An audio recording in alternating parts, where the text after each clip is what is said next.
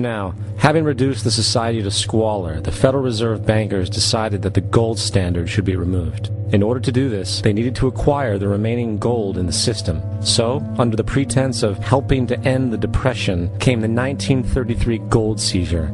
Under the threat of imprisonment for 10 years, everyone in America was required to turn in all gold bullion to the Treasury, essentially robbing the public of what little wealth they had left. And at the end of 1933, the gold standard was abolished. If you look at a dollar bill from before 1933, it says it is redeemable in gold.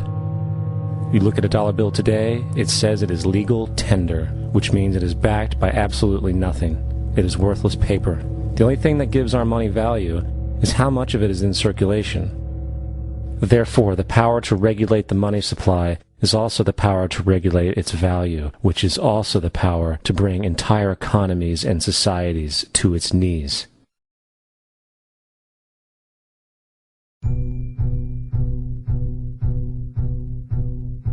It's important to clearly understand the Federal Reserve is a private corporation. It is about as Federal Express. It makes its own policies and is under virtually no regulation by the U.S. government.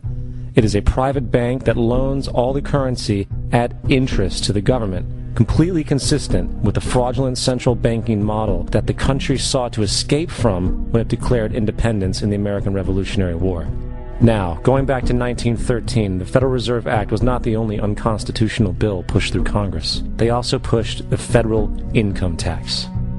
It's worthwhile to point out that the American public's ignorance towards the federal income tax is a testament to how dumbed down and oblivious the American population really is.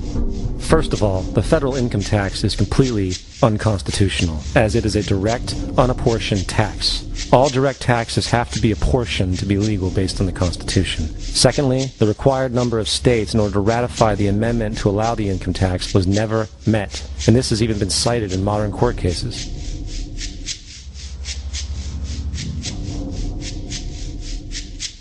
Third, at the present day, roughly 25% of the average worker's income is taken via this tax. And guess where that money goes? It goes to pay the interest on the currency being produced by the fraudulent Federal Reserve Bank, a system that does not have to exist at all. The money you make working almost 3 months out of the year goes almost literally into the pockets of the international bankers who own the private Federal Reserve Bank. And fourth, even with the fraudulent government claim as to the legality of the income tax, there is literally no statute, no law in existence that requires you to pay this tax, period. I really expected that, of course, there's a law that you can point to in the law book, the code, that requires you to file a tax return. Of course there is. I was at that point where I couldn't find the statute that clearly made a person liable.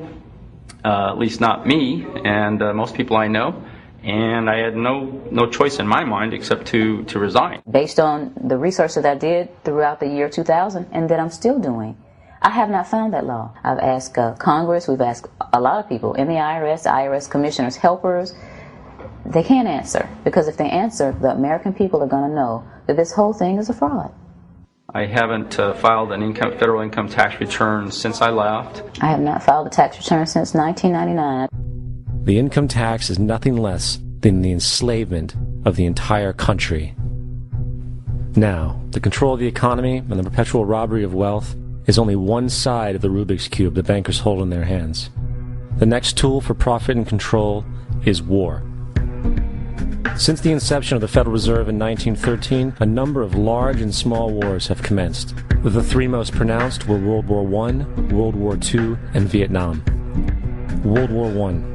In 1914, European wars broke out centered around England and Germany.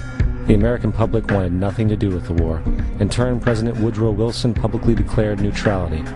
However, under the surface, the U.S. administration was looking for any excuse it could find to enter it. In a noted observation by Secretary of State William Jennings, the large banking interests were deeply interested in the World War because of the wide opportunities for large profits. It's important to understand that the most lucrative thing that can happen for the international bankers is war, for it forces the country to borrow even more money from the Federal Reserve Bank at interest.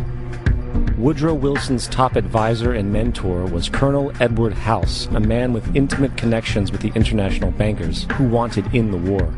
In a documented conversation between Colonel House, Wilson's advisor, and Sir Edward Grey, the Foreign Secretary of England, regarding how to get America into the war, Grey inquired, "What will Americans do if Germans sink an ocean liner with American passengers on board?" House responded, "I believe that a flame of indignation would sweep the United States, and that by itself would be sufficient to carry us into war." So, on May 7, 1915, on essentially the suggestion of Sir Edward Grey, a ship called the Lusitania was deliberately sent into German-controlled waters, where German military vessels were known to be. And, as expected, German U-boats torpedoed the ship, exploding stored ammunition, killing 1,200 people.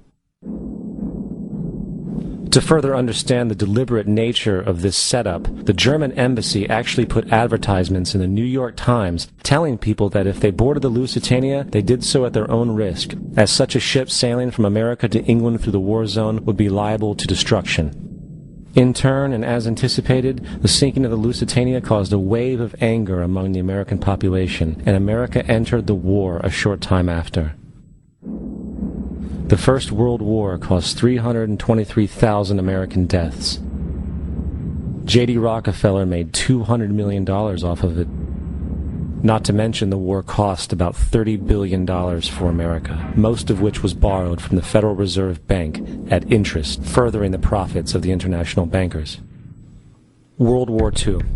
On December 7, 1941, Japan attacked the American fleet at Pearl Harbor, triggering our entry into that war. President Franklin D. Roosevelt declared the attack was a day that will live in infamy. A day of infamy indeed, but not because of the alleged surprise attack on Pearl Harbor. After 60 years of surfacing information, it is clear that not only was the attack on Pearl Harbor known weeks in advance, it was outright wanted and provoked.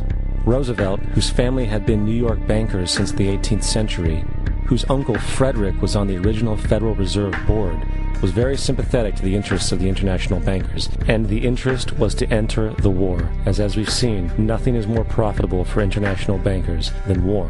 In a journal entry by Roosevelt's Secretary of War Henry Stimson, dated November 25, 1941, he documented a conversation he had with Roosevelt. The question was, how should we maneuver them into firing the first shot? It was desirable to make sure the Japanese be the ones to do this, so that there should remain no doubt as to who were the aggressors. In the months leading up to the attack on Pearl Harbor, Roosevelt had done almost everything in his power to anger the Japanese, showing a posture of aggression. He halted all of Japan's imports of American petroleum. He froze all the Japanese assets in the United States. He made public loans to nationalist China and supplied military aid to the British, both enemies of Japan in the war, which, by the way, is completely in violation of international war rules. And on December 4th, 3 days before the attack, Australian intelligence told Roosevelt about a Japanese task force moving towards Pearl Harbor. Roosevelt ignored it. So, as hoped and allowed, on December 7, 1941, Japan attacked Pearl Harbor, killing 2,400 soldiers. Before Pearl Harbor, 83% of the American public wanted nothing to do with the war. After Pearl Harbor, 1 million men volunteered for the war. It is important to note, Nazi Germany's war effort was largely supported by two organizations, one of which was called IG Farben. IG Farben produced 84% of Germany's explosives, and even the Zyklon B used in the concentration camps to kill millions. One of the unspoken partners of IG Farben was J.D. Rockefeller's Standard Oil Company in America. In fact, the German Air Force could not operate without a special additive patented by Rockefeller's Standard Oil. The drastic bombing of London by Nazi Germany, for example, was made possible by a $20 million sale of fuel to IG Farben by the Rockefeller Standard Oil Company. This is just one small point on the topic of how American business funded both sides of World War II. One other treasonous organization worth mentioning is the Union Banking Corporation of New York City. Not only did it finance numerous aspects of Hitler's rise to power, along with actual materials during the war, it was also a Nazi money laundering bank, which was eventually exposed for having millions of dollars of Nazi money in its vaults. The Union Banking Corporation of New York was eventually seized for violations of the Trading with the Enemy Act. Guess who the director and vice president of the Union Bank was? Prescott Bush, our current president's grandfather, and of course our former president's father. Keep that in mind when considering the moral and political dispositions of the Bush family.